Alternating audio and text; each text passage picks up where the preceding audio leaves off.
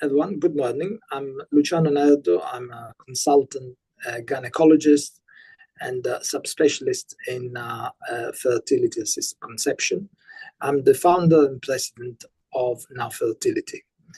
We include a network of 12 clinics across 10 countries, and we are proud of offering all our patients very much a precise and personalized care. Today, I have the pleasure to talk to Claire Innes. Claire is a fertility coach. She has a background in healthcare, focusing mostly on women's health and well-being. The topic today will be around egg quality, ovarian reserve, and how to improve if there are any chances of performance prior to coming to a fertility clinic. So, Hello. Claire, good morning.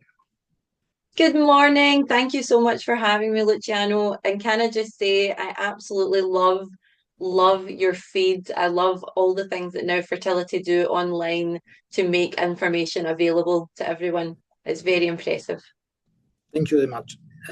We believe that offering the public, and we don't know if they become patients, but offering women as much information as possible, educate them, will help them to make the right decision. Yes, I could not agree more. Knowledge is power, isn't it? Yes, it is indeed. Okay, so Claire, today we are going to talk about egg quality, and we'll just go straight to the point. The first question I have for you is, some women may wake up in the morning thinking, why I haven't been told about egg quality before? Yeah. So what do you say? So what I would say to that is the knowledge around egg quality and the studies and the science is all relatively new. So any woman watching this will be familiar with the old wives' tale of the clock is ticking, you don't want to run out of time, and we're told all the time. And obviously there's no denying that once we reach menopause, we can't have babies anymore. And historically, it has all been about the amount of eggs we have. And that's almost been like locked in. That's been the Bible. That is what it is, what it is.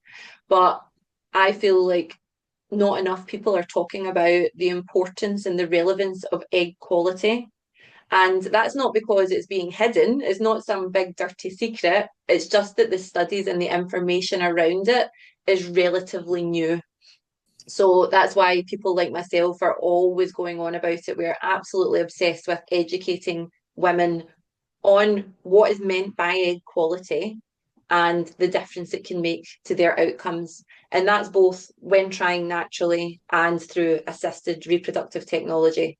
So I work with women who are doing both. Thank you. And I think it's important to highlight at this stage that egg quality is not just an age problem. In my experience as having practiced fertility and gynecology for 25 years, very often we see younger women with good ovarian reserve but poor quality eggs. So I think this is very important, that egg quality is not always linked to chronological age. Do you agree? Yes. That absolutely makes me so joyful to hear, especially from someone of your education and caliber. It's not always linked to age, but also age doesn't determine the egg quality is rubbish either. There's just so much more going on in between. Good. And I would like actually to share with you and some of the those listening to us or will be listening to us actually a fact. We know that women with polycystic ovaries normally have poorer egg quality when they're younger, and the egg quality actually gets better as they get older. So this is an example of a specific group of women that are known to have some maybe hormone imbalance or period problems or infertility or other potential issues. But in this case, actually, when they're younger, the quality of their eggs is poorer compared to when they get older. And the reason being is there are so many follicles, so many eggs in the ovaries when they're younger, that there is too much competition for the hormones that they produce to reach, actually to help these follicles and these eggs to reach maturity. So this is an example why it's not always linked to chronological age. Absolutely. And that's why we often see women with PCOS, they have a particularly elevated FSH level because there's too much going on there competing to actually become the dominant follicle. That's a brilliant statistic. I love that. Okay, good. My next question to you is in everyday conversation and nowadays actually on social media and perhaps also women sitting in the coffee shops, bars, or nights out, they talk about ovarian function, they talk about ovarian reserve, they talk about their own fertility. And sometimes they believe that when we talk about egg quality, that is the same as egg quantity.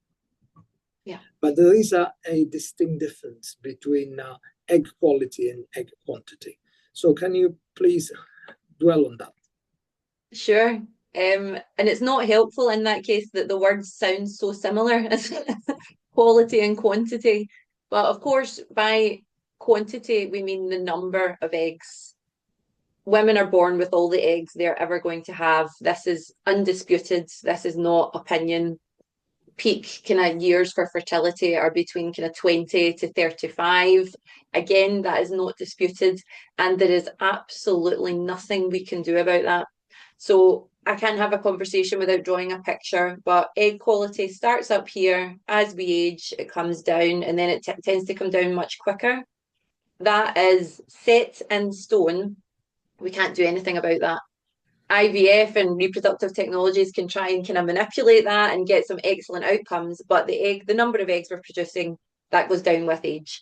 So what has always been assumed is that, and it is partially true, our bodies as we age, we go through kind of oxidative stress. Inflammation affects the quality of our eggs. Living our lives, being exposed to toxins, drinking alcohol, just general aging does affect the quality of our eggs. But the way I like to describe it is that they're sitting in a state of suspended animation. So the quality of our eggs may deteriorate, but those 3 months before an egg is ovulated is crucial. That's when the meiosis happens. That's when the chromosomal sorting happens. And I think it's really, really important that we talk more about how we can affect egg quality in this stage to improve it. If we improve the quality of that egg, it means there's more chance of implanting, more chance of a successful pregnancy, and more protection against miscarriage. And a lot of people, historically, we've always just been told it's all about numbers, it's all about numbers, it's all about numbers. But I disagree with that completely. And we are seeing more and more and more studies around it that are showing chromosomal sorting, chromosomal quality of eggs is a massive factor. And that is something that we can influence and improve for better outcomes. Thank you, Claire. I think as a man and as a male gynecologist, I shouldn't say, but I think the fact that eggs play such an important role in fertility, I think goes with the fact that women are very powerful in making most of the decisions within a family when it comes to having a pregnancy, having a child. And we know from many studies that eggs can repair poor quality sperm, but actually good quality sperm cannot repair a poor quality egg. So I think this is very important. That. I'm going to research that like an absolute geek. Yes, of course. So this is very important. So egg quality is fundamental when it comes to fertilization, embryo development, and embryo genetic makeup. So if the quality is not good, doesn't matter how good it's the sperm, is more likely to fail than to succeed. But on the other hand, although we often assume that quality and quantity correlate, but it's not always the case. And I think we have often women that have only 2, 3, 4 eggs and may be of good quality, and they all fertilize successfully. And we may have women with 20 eggs and they may not be all of good quality.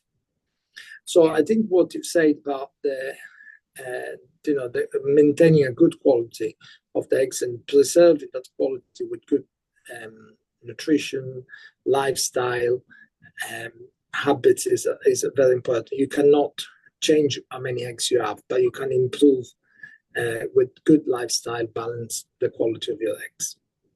Exactly. And the women I work with tend to be kind of 40 years and older, and they are demented, for want of a better word, with this biological clock. And I keep saying to them, you can only ovulate one at a time. Yes, if you use IVF, you might have access to more. But if you are trying naturally, you get one shot, then focus on the quality of that one egg. Because the women who are getting 20 eggs at a time, they probably have more time. But the women who are getting 1, 2, 3 eggs at a time, the only thing they're in control of is the quality of that egg. And I like to explain it. Did you ever have, I'm guessing you're quite a bit younger than me, Luciano, but did you ever have a Game Boy when you were younger? Thank you for telling me a bit younger than you. I'm not quite sure, but yes, indeed, I had a Game Boy when I was younger. Yes.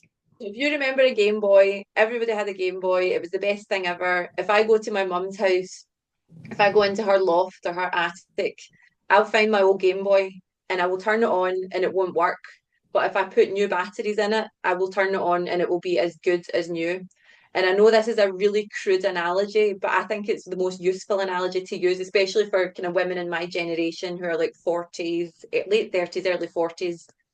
If we think about our eggs as that Game Boy, so they are sitting there and they are, they're exposed to time, they're exposed to inflammation, but we can energize those eggs. So if we think about the lifestyle, the nutrients, the supplements, the protection from toxins as those batteries, in most cases, that Game Boy will come to life and you'll be playing Tetris, you'll be playing Super Mario. And I don't think that's talked about enough at all.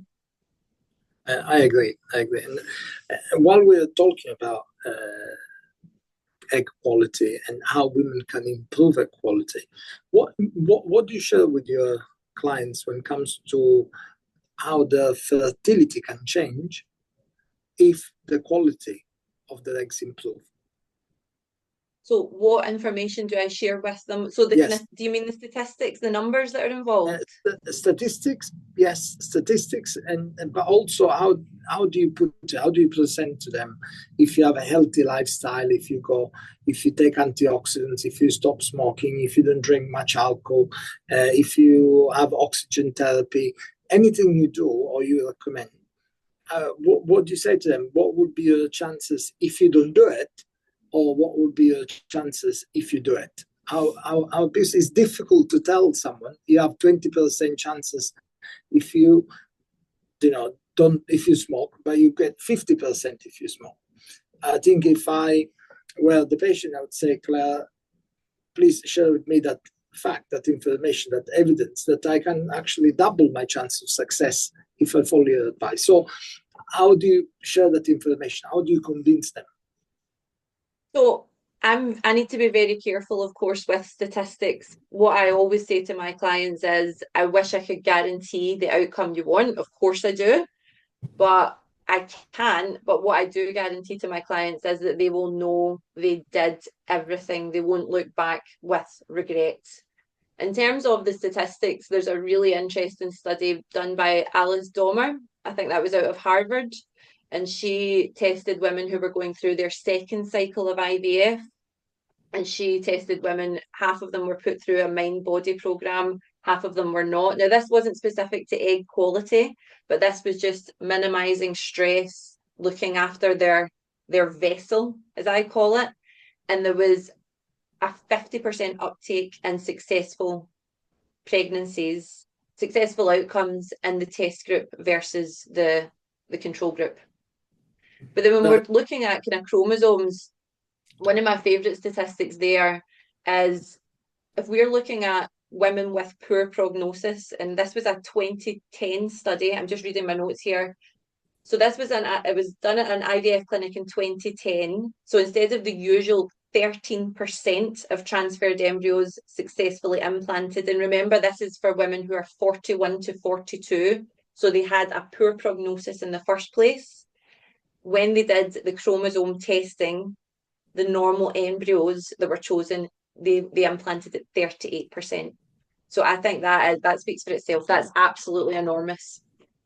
And then when we look at women who have normal, like decent prognosis in the first place, there was a 41 success rate versus a 69% success rate in those who had their chromosomes tested, or the chromosomes of the embryos tested. So these are facts, and I like facts. Obviously, you're a doctor. I'm not a doctor, but I very much like facts. And that's what I like to present to my clients, that the numbers can't lie. The numbers have got no interest in lying. I agree. Thank you, Claire. This is very interesting. It's a fascinating topic, but as a clinician, I'll tell you, it's also a challenging topic. Okay. Because when you sit in a consultation with a couple or with a woman, and you are going to share some information that is difficult to present in such a way that sometimes can be convincing, because everyone is different. Studies are done on different patient populations. So the study that was done with the subject population in the US may be different than the patients you consult with in Scotland, or maybe different than the one you consult with in Denmark, or maybe different the one that you consult with in Greece. So it is very difficult to generalize. It is also very difficult to define the exact patient population. But what I always say to my patients is, look, if you today you smoke, you drink, you don't take antioxidants, you're overweight, you have a poor lifestyle, okay? Let's just be factual. Your chances will be lower compared to you having a better lifestyle. So on balance of probabilities, if you stop smoking, stop drinking, taking antioxidants, and have oxygen therapy or whatever you intend to do, your chance will be definitely higher. And I always give the analogy of, if you are trying to lose weight and you sit down on your sofa eating fast food, you're not going to lose weight. And your chance of losing weight will be higher if you go to the gym. Mm-hmm. It's exactly the same. So if you make an improvement in your lifestyle, you will have better chances than if you don't make that improvement. But when it comes to your specific chances, it's difficult for me to tell you. Yeah. Because it's not just about, I mean, egg quality plays a massive part, but it's just one piece of the puzzle, isn't it? So there's the vessel, the body of the women, her hormones, herself, her stress levels is one of many very important pieces. But what I think is really important is egg quality is something that she can control. She can influence anyway. There's so many things that she can influence that she's probably sitting at night doom scrolling. Oh, this might never happen. I haven't had a period in this amount of time. I'm 41, I'm 42. But no, let's take it back to the things that she can influence. Did she eat breakfast that morning? Is she hydrating her body? Is she smoking? Is she taking recreational drugs? Is she taking CoQ10 or DHEA? Is she doing the things consistently? Or is she doing them for a week and then getting bored? Because it takes minimum 3 months. That's how long the meiosis process takes.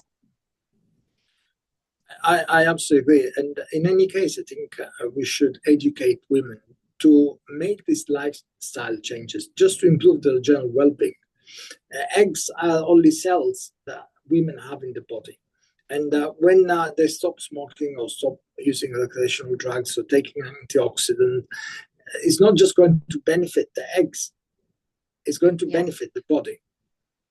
Absolutely.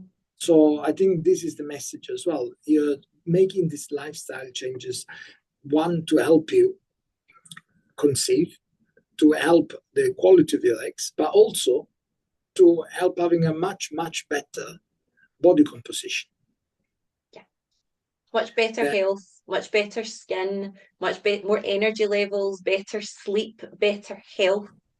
And that's one of the things that I often get reported back. So typically my clients, we will work together for a minimum of 3 months, sometimes 6 months, and sometimes a year later, I'll speak to them. And if they haven't had success, they're still happier. They're happier because they feel in control of their health and they know they've did everything they can. And they've got that self-love back. And I'm sure you see it very often, Luciano. Women tend to fall out with themselves. They can't look in the mirror. There's this separation during infertility. It can be very, very, very heartbreaking. But looking after themselves and improving their physical health can really, really help with the future. Absolutely.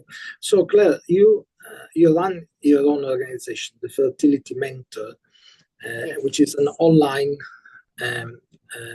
organization that helps women to take control of their fertility, to take control of their own well-being.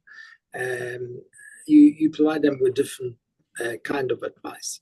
So when it comes to advice about improving their egg quality, what is the most and the least important part of the advice you give them? Oh, I love this question. Okay. So when it comes to improving egg quality specifically, what we want to be thinking about is energizing these eggs. So protecting against inflammation is number one. So I help my clients look at their kitchen, look at their lifestyle, look at the products they're using to protect themselves, but of course their eggs against oxidative stress. So we're looking to minimize that inflammation, and that's never truer than women with endometriosis or inflammatory-based PCOS. So we look at their external environment. Are they filtering their water? Are they cooking their food on horrible non-stick frying pans? And a lot of women are. The women I work with are busy, busy, busy ladies. They're microwaving food in plastic dishes. So one thing we look at is minimizing their toxins. The other thing we're looking at is their nutrition. You hit the nail on the head when you said the eggs are just cells. So protein is responsible for cell creation, cell growth. In the Western world, the women that I work with typically do not consume nearly enough protein. So I help my clients adopt something closer to a Mediterranean diet without disrupting their lives too much. So a typical woman I work with, she'll be 40 years old, very successful, very, very busy. Perhaps she's a solicitor or a teacher. She skips breakfast every morning. She has 3 coffees instead. Then at breakfast, she'll have like a processed store-bought sandwich, and then she'll nibble on things through the day. And then her dinner will be very carbohydrate dense because by that time she's so hungry. So I look to help educate women on balancing out their hormones, their insulin, but of course, concentrating on getting protein into her body to help with that egg quality, that egg creation. And then, of course, supplements. One size does not fit all. Of course, we can't not mention antioxidants, particularly CoQ10. That is going to get that mitochondria really, really going. But depending on the woman's other factors, whether she needs to lose weight, whether she needs to gain weight, whether she needs to regulate her cycle, but all of that we would look to do, we would look to bring in the right supplements at the right time. The things that I would not recommend she do are basically spurious herbs that I see for sale online. So I run a lot of support groups around the world, and I have a lot of people who come into these groups and they try to sell herbs from some unqualified doctor that's secret, and they're supposed to be magical. Quick fixes tend to not work with fertility. It needs to be slow, it needs to be sustainable. if someone can't tell you where they're finding something from, and if they can't present you with the studies showing its efficacy, please avoid like the plague. Avoid like the absolute plague. Most women I work with as well don't actually need to make particularly dramatic differences to their life. So if we think about, do you remember the really famous interview with Gwyneth Paltrow last year, where she talks about how she has bone broth for breakfast and she just eats greens all day? I don't want my clients, I don't want anyone watching this eating that way. I want them nourishing their body, nourishing their eggs with food. It doesn't need to be dramatic. It just needs to be an improvement that you can sustain for a few months at a time. So drastic weight loss, drastic weight gain, anything that promises quick results, please be very, very careful of them, because I'm not bought in at all, and I'm very suspicious of them actually. I agree fully. I agree fully. Thank you. Anything else, Claire, that you'd like to say? Do you have anything to add, or do you have any experience or anything you would like to talk about with egg quality? Actually, I'm conscious that I've been talking at you for very long and I haven't asked you any questions. We could have another full session and longer talking about egg quality and egg quantity, but I think only recommendation and what I can add to our conversation today is that women have the power to make their own decision when it comes to fertility. Women should make the decisions when they are well informed about the options they have. So they should seek adequate information from reliable sources. They would benefit from consulting with fertility coaches like yourself, and should not instead, as you quite well said, implement changes that are short-lived to make them feel good or to make them feel that they have done something. But they need consistency. They need consistency. And the other thing is the paradigm that younger women should not be concerned about the egg quality or egg quantity. I think has to be dismantled. And in this day and age, I think younger women, perhaps in my opinion, are living less healthily than 15, 20 years ago. Okay. And there are many reasons why they're living less healthily. And I'm probably not in my medical lifetime, but at some point in the future, I fear that women will be less fertile than they are today, compared to the previous generations. So today they have the power to make certain decisions, to be healthier, to control their fertility, to seek support and education from fertility coaches like you, Claire, and have also the option to preserve their eggs as a way to preserve their fertility. And this comes down to information. Do they have adequate information? Do they have adequate support?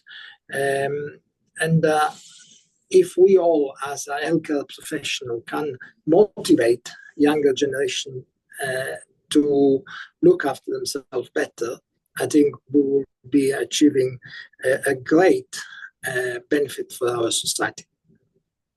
I think you're so right.